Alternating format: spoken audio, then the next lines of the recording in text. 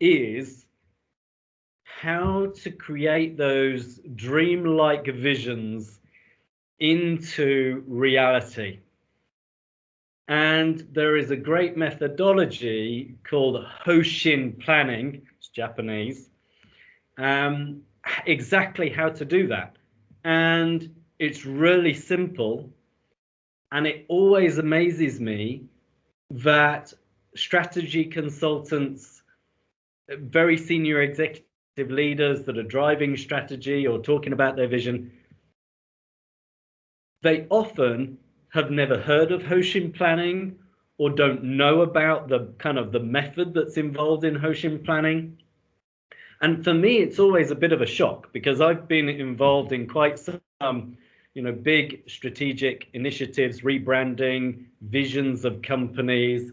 And then I sit in the room and say, yeah, it sounds like a great vision, but how are you going to turn that into reality? And everybody looks at each other, go, we don't know, we've just come up with the words for a great vision. So vision planning is super useful at any level, whether it's the big company vision or rebranding kind of exercise, all the way down to just one simple project. We talked a little bit about projects last week, and the week before that we talked about followership, but within the followership was the vision piece. We talked about the kind of golden circles, the why at the center of it, the how, the what, and the who, and that's the vision piece. We talked about projects, and we talked about clear definition of projects, clarity on what you're trying to achieve, what's the business case. That all fits very closely together to converting then a vision into reality. So this is actually kind of the third session in almost a series that has set that up, going from the vision, project planning. Now we're going to connect the two, how to create that reality from a vision. And it can be a tiny, tiny project. You can still follow this simple, very simple approach. Makes sense? So guess what? We're going to jump into our Klaxoon board again. And we're just going to work through exactly that on the Klaxoon. So let me share again the Klaxoon link. Just give me a second. There we go. And I'll share my screen at the same time so you can see it. So go ahead, jump into the Klaxoon. And we're going to work on our wonderful Chocolicious business. Arafat, you won't know the work that we've been doing on the Chocolicious business, but it's kind of like a little simple simulation that we've been doing. We started with Agile. We've run it several times. It's basically a chocolate making business. And we're going to basically do the vision planning for our new Chocolicious business. So jump into the Klaxoon and you'll see hopefully delivering on our new vision of Chocolicious, and just below it a little box.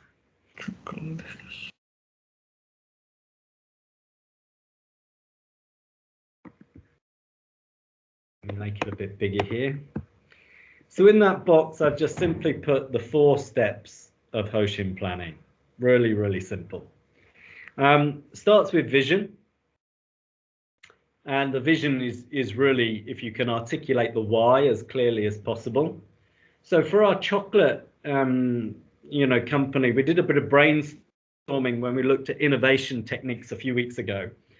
And from just making basic chocolates and putting them in a box, we thought we could really elevate that business and make it into some kind of home delivery service of customized chocolates for any event or experience that you're currently looking for. That would be the kind of idea that we came up with to kind of elevate our chocolate business. So we'll have a look at the vision around that. So, we'll ask the question, why would we want to do that? Then objectives. Touch on a point, especially in business. A lot of people talk about vision, mission, objectives, ambition. They use many different words. How I'm splitting the difference between vision and objectives, you could also use the words mission, ambition, whatever it is the vision is the statement of the future. What do you want to be in the world, almost like? So Swiss Re has what I think is a good vision to make the world more resilient. And that's their calling, is to make the world a more resilient place, especially after catastrophes, hurricanes, the storms, all of this kind of stuff that happens, right? That's their vision. Their objectives are very different, though. The objectives then go into the what and the how and the who of your business model. And your objectives could be something like, we make chocolates so that people feel happy. The result is we make lots of money and become rich. That could be your objectives, right? So objectives, it's a much more of a delivery statement. Then goals is the next step. So from those objectives, break those down into real goals that you can give to individuals or teams to deliver on. And a goal might be, make the most delicious chocolates. Okay, so you've got to think about then, how do you measure what is the most delicious chocolates? And making, okay, so that means some level of quality as well. So how are you going to measure the quality of it? So you need to think a little stage deeper than just saying, okay, let's make the best chocolates. What do we mean by that? And what could be a goal that we could set? So, you can set a goal on quality, for example, and that might be, when we're producing chocolates, only to have no more than 3% rejects. Could be. That would be a clear goal, very clear, measurable goal. And then from those goals, then actions. And those actions, classic project planning actions, right? Okay, how do we get from today, it might be have 5% defects, for example. How do we get to 3% defects? And then the actions that you would take to do that.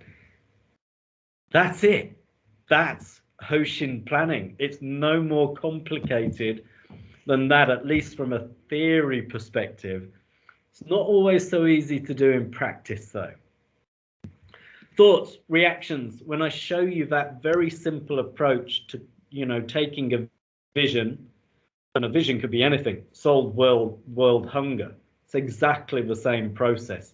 Plant 1 million trees in the Amazon jungle, which a good friend of mine in Holland has just reached 1.5 million trees.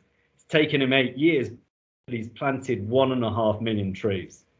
It's exactly this process he went through to be able to plant 1.5 million trees in the Amazon rainforest. Thoughts, reactions?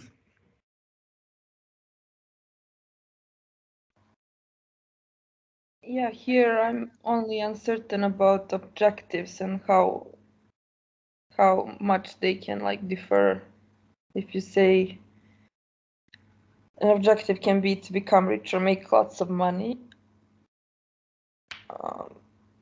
what's another one that would be different from a vision? Yeah, an objective might be to write more business, to sell more chocolates, to do more marketing. These might be core objectives. They can be arranged. That's not necessarily a vision, right? It's different to a vision. The vision may be to bring beautiful chocolates to the world. That could be a vision. I'm making things up, of course, and we'll dive into that in just a second. But the objective then will be to, how do you deliver on that vision? What are the things, the components you need to drive to reach that vision? And there's a simple formula which I'll take you through in just a moment on how you can build those objectives up. Exactly. Does that make sense? Does that answer your question? Yeah, and that also is different from goals that you would set. Yeah. Exactly. Yeah, exactly. Because then goals are far more specific, and a goal is something you can really give to a person or to a team for them to go and achieve. And then by the end of the year, or by the end of whatever cycle you have, if you're doing agile, by the end of the agile sprint, you can really measure them against that goal, right? Exactly. Exactly.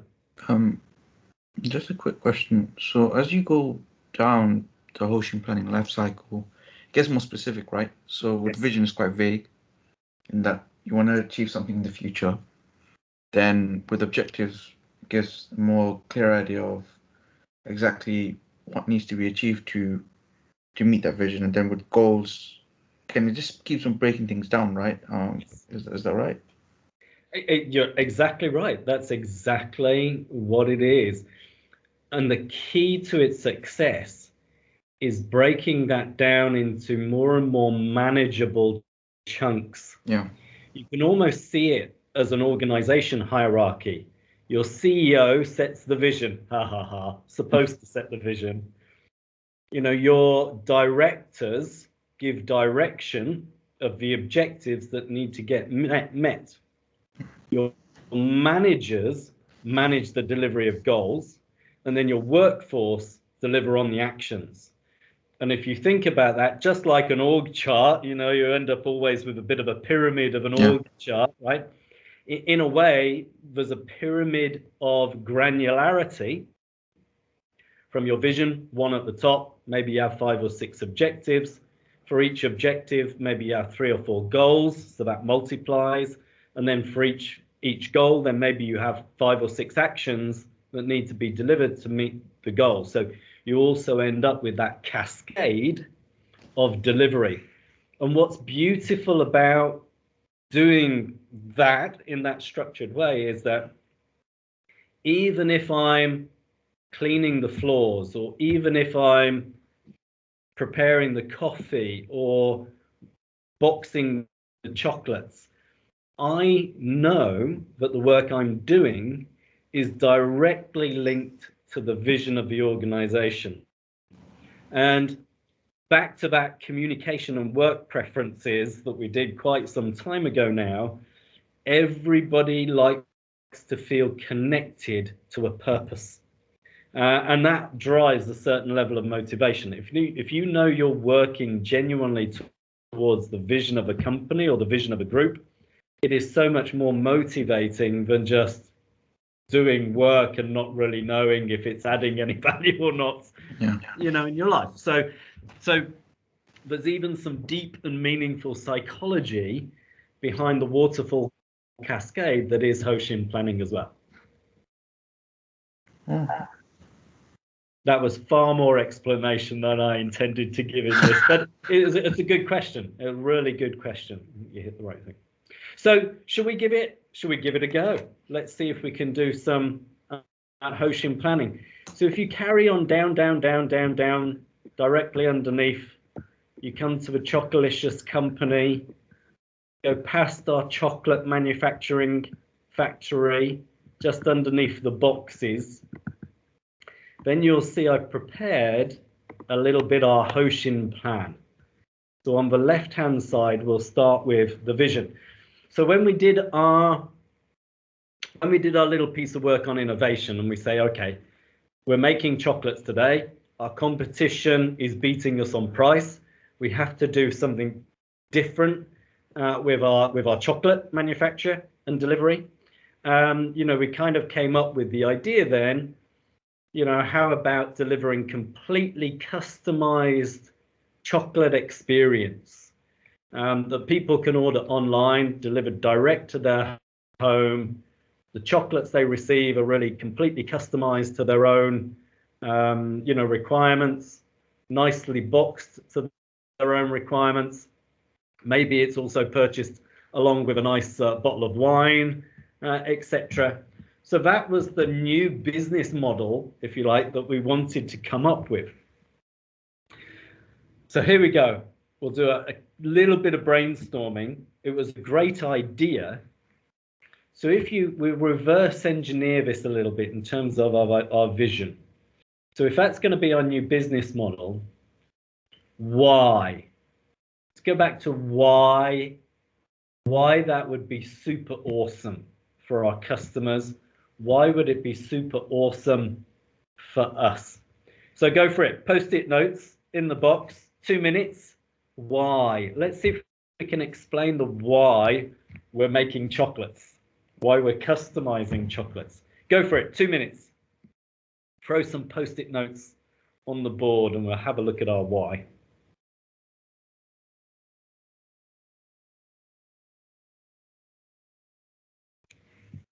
You know, it's the most difficult question to answer in life.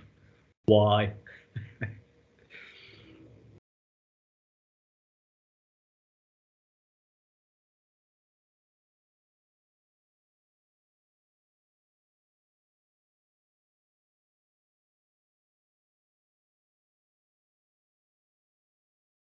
If it helps, I'll reverse the question. When you buy a box of chocolates, say you buy an expensive box of chocolates, why do you buy an expensive box of chocolates? That might help. If you think of it like that in your own personal life, why do you go and buy an expensive box of chocolates? There we go. Nice. Keep it coming.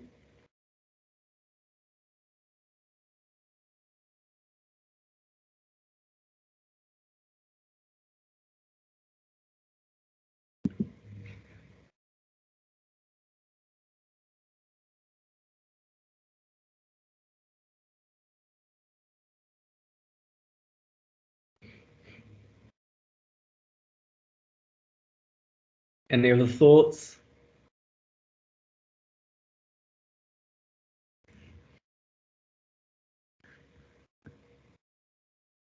That's a great one, to be happy. Absolutely. Unique, personalized experience. Lovely. 20 more seconds.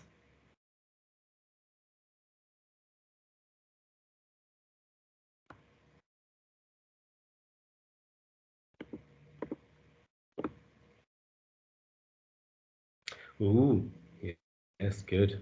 All right. How did you find that? How did you find trying to think about the why?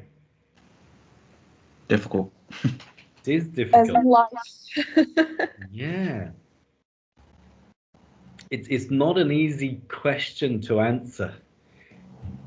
It really isn't. You know, also just in your own life, if you say, why am I doing the job that I'm doing? That's a really difficult question to answer.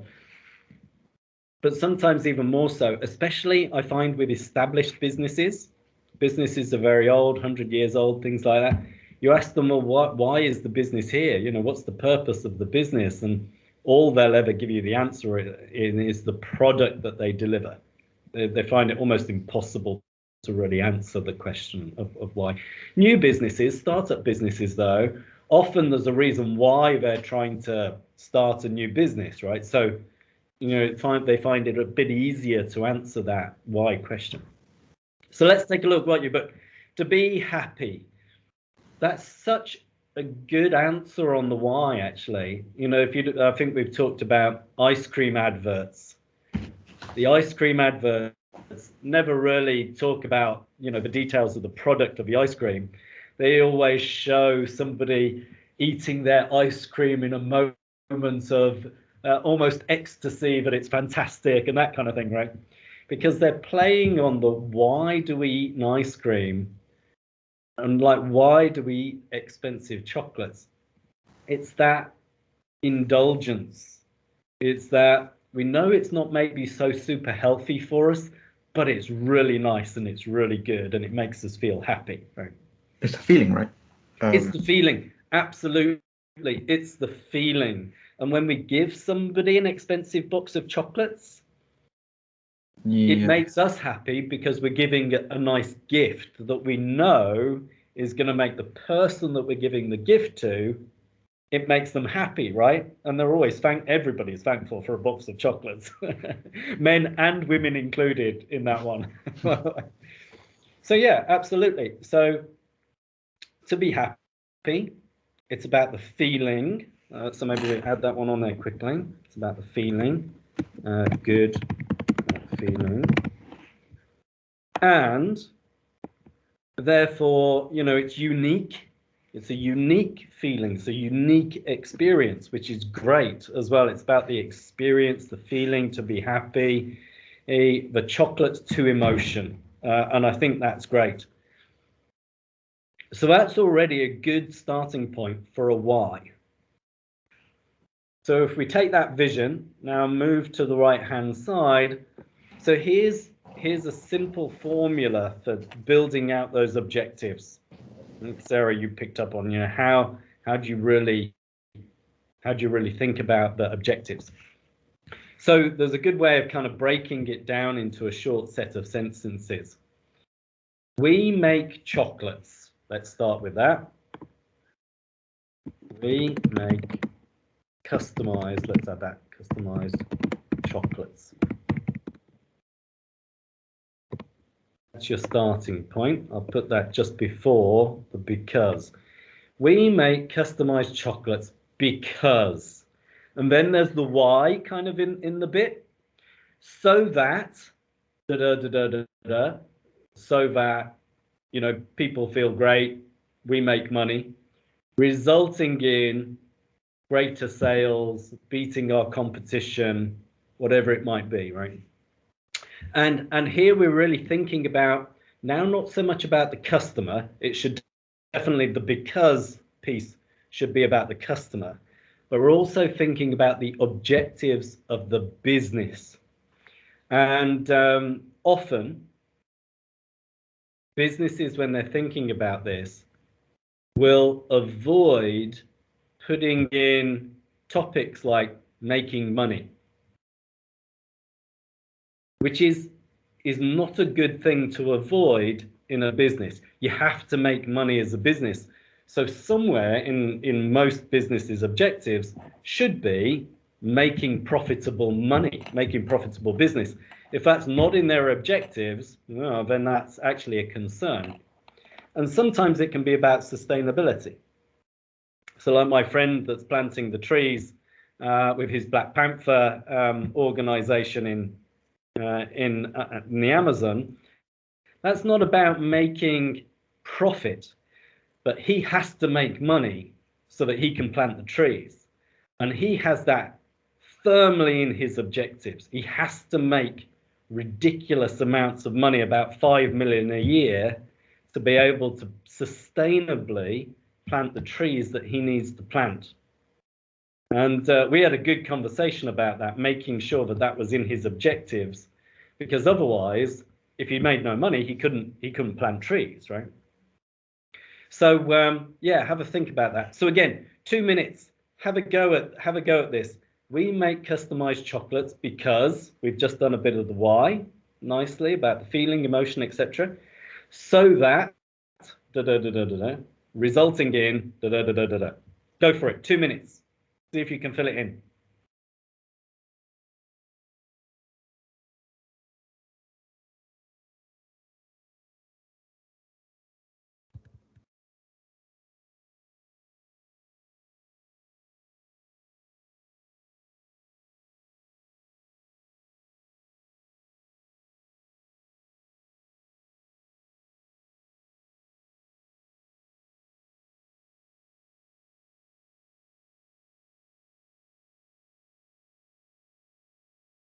Oh, nice.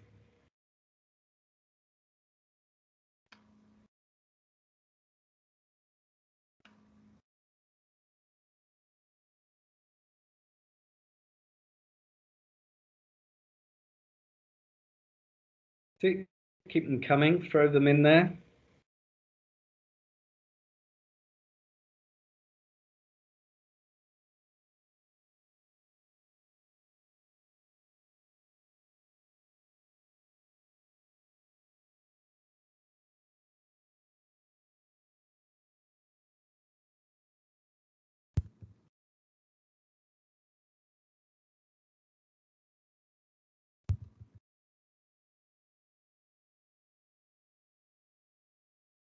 Another 30 seconds. throw some ideas in.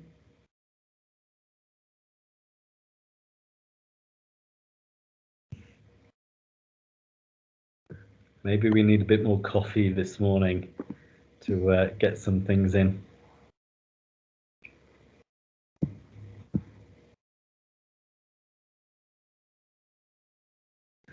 Good, good. Any more?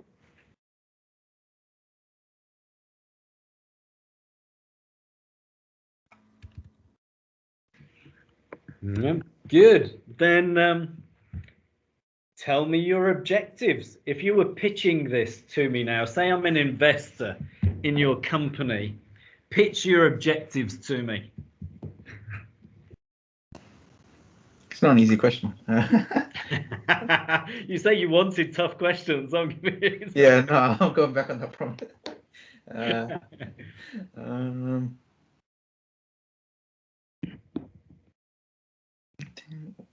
would we need customized chocolates? So we want to make people happy with our boxes of chocolates. Beautiful. We want to stay unique. We Yeah, want to almost- make, You know, provide a bespoke experience to everyone else, to everyone who buys a box of chocolates. You know, yeah, whenever you buy a box of chocolates, you want to make sure that everyone feels, I don't know, feels different. You know, you don't want to just feel. When you ever buy a box of chocolates, right? You don't. You know, it's the same all the time. You're getting the same presentations, the same messages, the same list of chocolates there. But you know, when you have something unique and we make something customized, you know, it almost satisfies and fulfills a specific person's I don't know feeling, if that makes sense. Do you get what I'm trying to say? Yeah, absolutely. It's the different piece. It's making them feel special, Right. unique.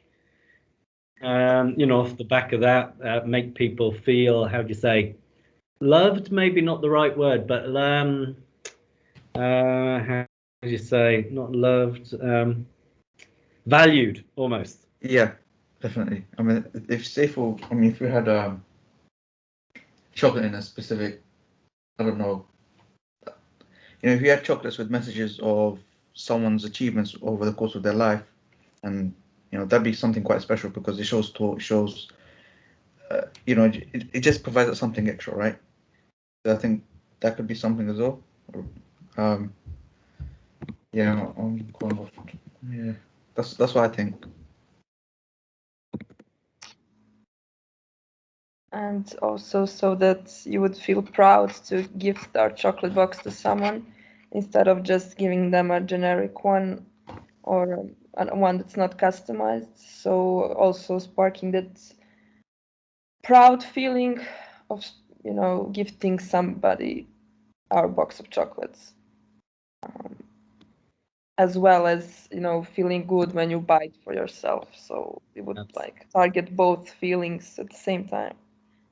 And that's really nice. If you think about that from a marketing point of view, there's two customers involved. There's the giver in that situation, and the giver feels good because they're doing something special for a friend or for a, you know, someone that they do love and value. And then there's the receiver of the chocolates, which makes them feel fantastic as well. And you're right, you know, you can also give yourself a gift and a treat as well, or a reward for something you've done, right? And that's super powerful if you think about it. It's really super powerful as a vision, and then also a set of objectives, right? But then that means you've got to think about your chocolate manufacture in a very different way. It's not just about producing a volume of chocolates. And that was a little bit, Arafat, you mentioned then, it's, you know, maybe it's making chocolates with unique messages on top. Great. Because then that delivers towards the objectives. It's not just about, you know, making a million chocolates. That's very different, right? In a business model, then it drives the business model and goals differently. So that's really good. That's really good. I think you've done a fantastic job actually on the objectives in just a few minutes. So now just below the objectives box, you'll see a little SWOT analysis. I love a SWOT analysis. Have any of you come across the SWOT analysis before? No. No? Yeah, I've seen a few. Sure, yeah. It's a very common tool used in business. Definitely a very common tool. It's actually a bit misinterpreted in business. It is a strategy tool, and it's about, when you look at strategy, strategy is about dilemmas. Do you outsource or do you insource?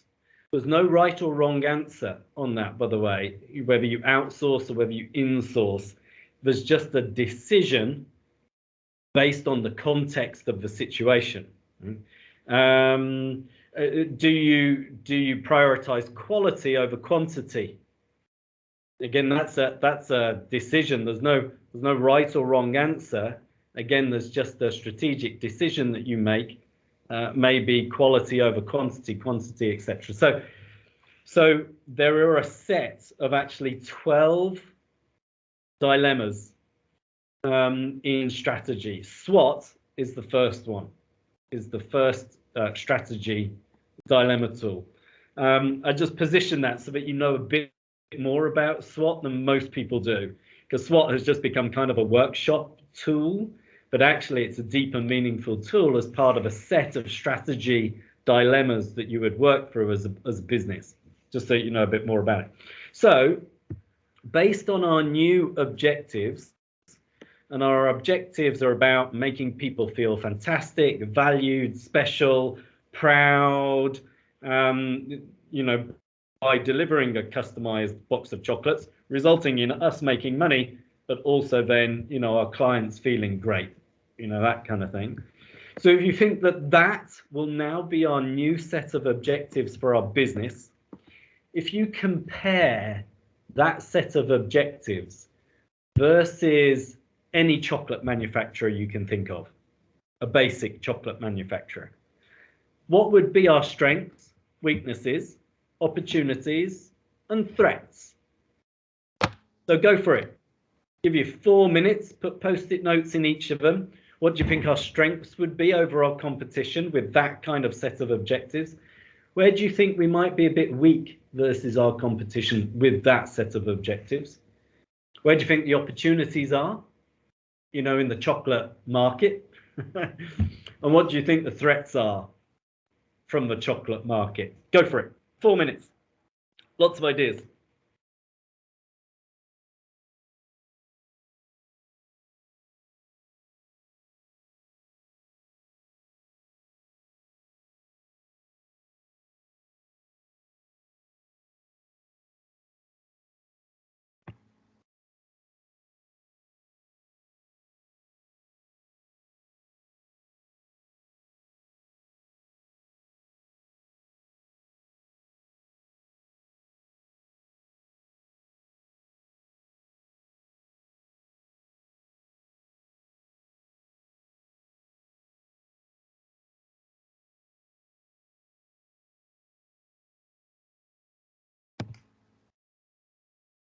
Be good. Some great ones coming in. Keep adding.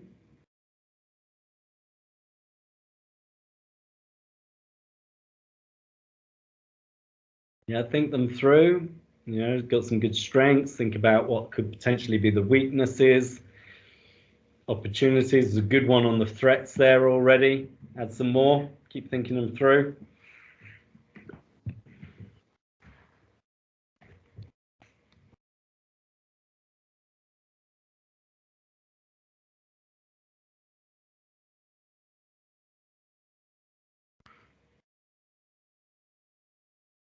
I wonder if you could 3D print chocolates. I might have to try that. 3D printed chocolates. Thoughts just popped into my head. Theoretically, you should be able to 3D print chocolate. Classic chocolate. Yeah. Anyway, sorry, side thought. That's it. Can come in maybe 30 more seconds. Take a look.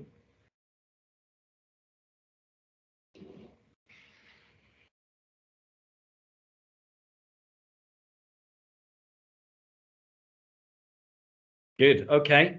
How did you find thinking through the kind of the SWOT process?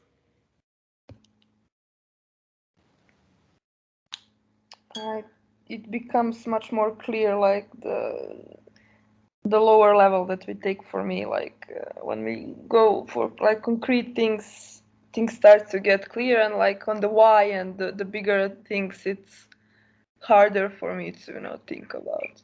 That's why I'm not a CEO. Yeah, good. Yeah, great feedback. By going through a simple SWOT exercise, it really starts to clarify then also the areas you're going to need to focus on in your business to be successful ultimately.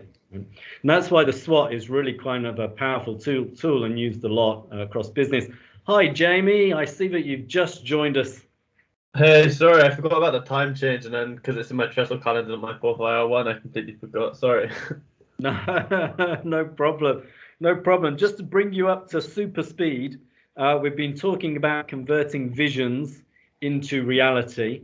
A very simple process to do that by, identifying your vision, then what objectives you set around that vision, from objectives, what the goals would be to deliver, and then from goals to actions. And we're just doing that on our Chocolicious company right now. So we've set a bit of a vision. Let me post the link to the Glaxoon. Uh-oh. That went wrong. I will post the link to the Glaxoon in the chat because I've just lost it. Yeah, it's already in the chat. I don't know if you can see it. Yeah, you can jump in the Glaxoon. I can't see past chat. I can only see from when I joined. Yeah. I've copied it. Thank you. Cheers, Sarah. Come on. There you go. Thanks for doing that. Okay. So we've just set our objectives of making super awesome chocolates that make people happy, get a good feeling, feel valued. People feel proud to give our wonderfully customized chocolates, and for us, of course, to make some money. So let's have a look at what you put in for the SWOT. So let's start with the strengths. We're making customizable chocolates, great strength. We've got great designers, absolutely. We've got the best graphic designer in Sarah here. We're using fantastic quality ingredients, that's important. On the weaknesses side, maybe we don't have a good delivery system, absolutely. On the opportunity side, yeah, there's not many competitors doing a similar thing. So that differentiates us and is definitely an opportunity, right? So there, any kind of opportunity to jump on, really helpful. The threats, when people see something that's good in the market, it gets copied often quickly. And that is a threat. So we might have to think about maybe how we protect our designs and our intellectual property around the way that we're, creating our wonderful feel-good chocolates. So we might have to do something on that, to ensure that we protect ourselves a little bit against the threats of copying, right? So a fantastic SWOT. That's exactly how you do a SWOT. So what you would do then, to then start determining goals. Often you would choose a couple of goals from your strengths. You want to build on your strengths, so do more of, get greater designers, make stuff even more customizable. You would try and build on the strengths that you've already got. You might have one or two goals on the weaknesses. So, a goal against, we don't have a good delivery system. The goal would be, what would the goal be? Get a good one.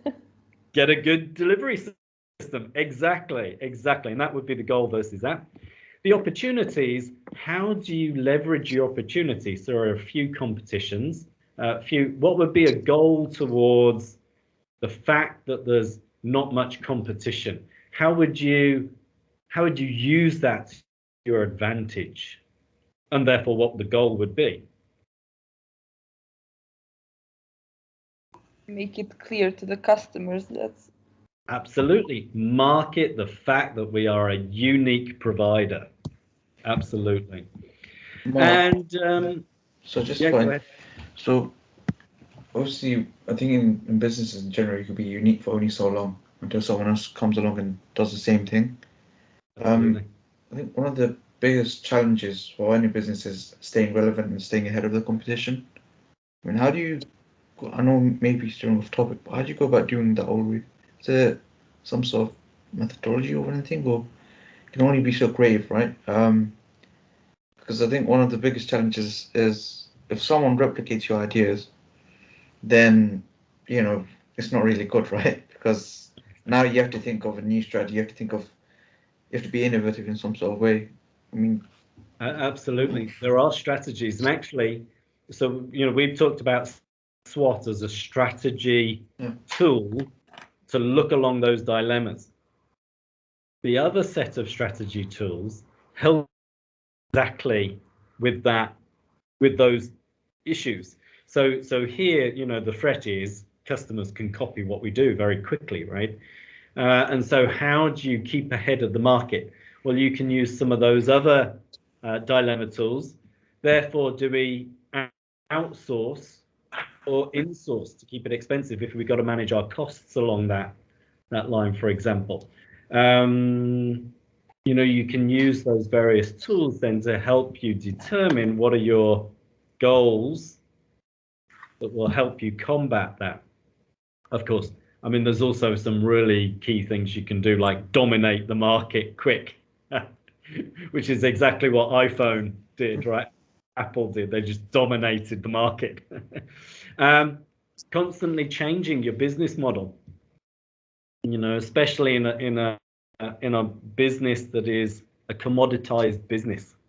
You've got to keep constantly changing, right? So yeah, there's definitely ways to do it. Not enough time to cover it here, but maybe we'll look at that in one of the other sessions when we start to look at the next level of innovation. sure. But you've definitely hit on one of always the threat is that other businesses can do exactly the same as you do, and often when they start up from scratch can do it cheaper, faster, better, because basically they're just copying you, right? And that's why often new businesses come along and just take over the market. So therefore, if we take a goal, let's actually take that one about delivery system. I think that would be a simple one to very quickly think about. So let me just copy that, copy paste. There we go. I'll put it in the goal box. So just one more step along is the goal box. So the threat, or the weakness, should say, is we don't have a good delivery system. And now we want to make that goal really tangible and smart. Smart standing for specific. So let's be specific about what we're going to do about that. How are we going to measure it? Is it achievable? And how achievable is it? What's the time boundary that we want to set around that? How fast do we need to get our delivery system good? And is it realistic? That's what smart. Can't even spell smart. Look, I put time the time before the realistic bit of the R. So that's what SMART stands for. So go for it. Write the goal that combats the threat of not having a good delivery system. Go for it. 3 minutes. Do all the specific, measurable, achievable, time-bound, realistic.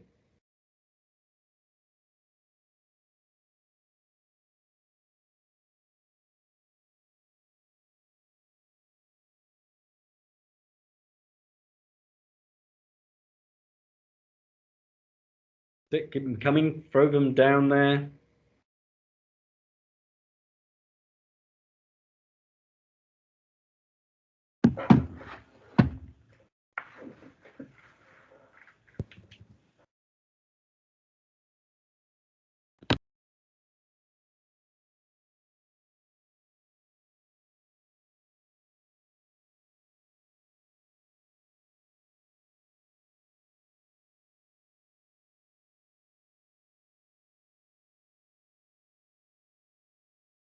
Keep them coming. Another 90 seconds. Create the goal we're going to set for our senior management to go and deliver. When does it need to get done by? I mean, make it up. And I know we're not really creating a chocolate business, but at the end of all of this work on this chocolate business, I'm really thinking of starting our own chocolate business.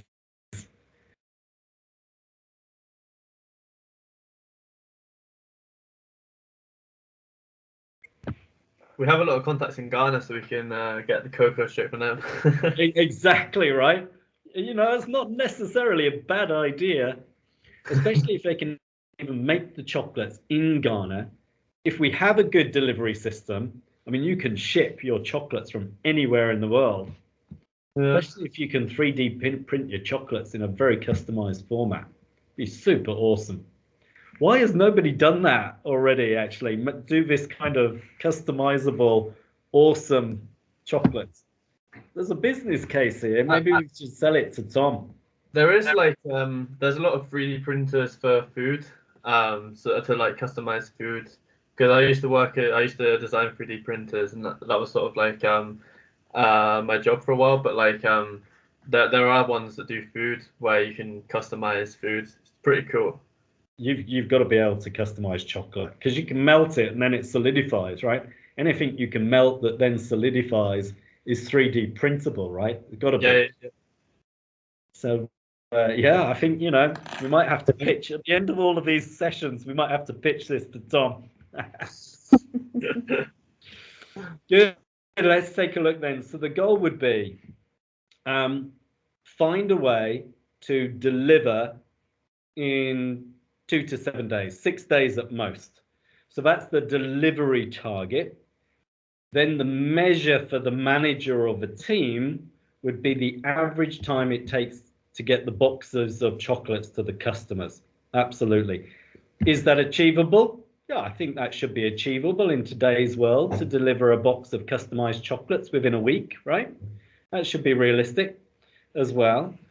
Time bound, we might want to set ourselves, we have to get this working within, I don't know, 2 months, for example. So we really have to set that up within a 2-month time frame and make the average delivery exactly. So you put in there by January 2022. Perfect. It's specific, definitely measurable. It is relatively realistic and achievable. And you have a clear time-bound nature to it so that you can measure your logistics manager, making it up now. We have a logistics manager. You can really measure your logistics manager at the end of the year versus that goal. If they're successful, you might give them a bonus. If they've not been successful, you fire them and find somebody that can, right? Not that bad, but you know what I mean. And that is Hoshin planning. You've just done exactly Hoshin planning, starting from the vision, really understanding the why are we making chocolates customizable. And it is all about the feeling that we make people feel great, awesome, proud to give the chocolates, that kind of thing. We do that, therefore, so that my system's just frozen. So that, people feel proud to give the gifts, excellent, resulting in us making money, growing our market, that kind of thing. We've done our SWOT analysis, which very nicely has pinpointed exactly the kind of goals that we need to set, because we need to combat our weaknesses, threats, or build on our strengths and our opportunities. We've identified the first goal, that we would give to a manager or a team to go and deliver on. And then the manager should take that goal and then come up with a little project plan of actions, how he's going to do that. So, you know, he might have a set of actions around finding the right supplier, you know, putting a request for proposal out there to DHL or whoever it might be, right? Working out the local logistics of that, all of that kind of stuff. He'd have a set of actions, contracting the provider, all of that good stuff, right? Set of actions to deliver it on. That's exactly how Hoshin planning works. It is as simple as that, but I have come across so many companies and businesses that don't know how to do that kind of planning. You can really use it on something as small as, you know, a self-built project that you're doing for yourself, all the way up to solving world hunger, climate change, planting 1.5 million trees in the Amazon rainforest, right? You can really use it at any scale in delivering any kind of vision or dream that you might have. Questions? So if you had like a startup that does this, for example, like a team of 15 people total, who would be doing this like type of process, methodology and everything? How much would like all of the team would be aware, and how important it is to communicate like all of the goals and like the whole methodology to the whole team? Or are you just, you know, coming back and giving the team like what you come up with as a result of like all of this process? It's always far more valuable if you involve everybody in this process. And in a small business, that's easy. You know, if you've got 15 people, get them all into a room at the same time or on the virtual whiteboard at the same time, and really work through this process. And I've done many workshops, you know, 1-day long workshops. I've done also, you know, 2-week-long workshops for far more complicated businesses. But you can do this process really well in a day with everybody in the room, virtual room, and come up with fantastic goals, action plans, all super linked to the vision that you've set out to achieve. So absolutely, in much larger organizations, then you have to kind of break that down a little bit. Normally, the executive team would come up with the vision and objectives. Then they would cascade that to their next line of managers. The managers would set them the goals, etc. But goal setting in large businesses is usually not very good quality. I've seen so many goals that are super vague, you know, that aren't specific, that have no way of measuring them. So there's a bit of an art and experience to really good goal setting. But again, you can facilitate that. Does that answer your question? Yes, thank you. Good. Any other questions? We've got a minute left.